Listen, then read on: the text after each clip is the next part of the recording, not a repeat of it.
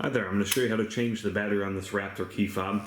A lot of the other Ford fobs are very similar, but this one happens to be from a Raptor. Here's what you need. You need the 2450 battery. You can get these on Amazon. They're really inexpensive. And there's a link below in the description that will take you straight to Amazon.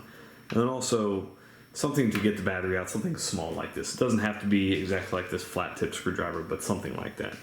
Alright, so in essence, you want to take out this key, just press in this button and pull.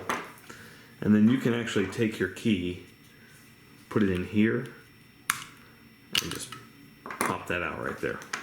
Now, there's a little notch right here, and that's the best place to take the battery out.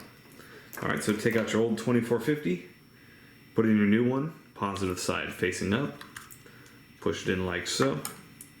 This has got a little lip right there, put that in first, squeeze it in, put your key back, you're all set. Thanks so much for watching. Make sure you hit that thumbs up button.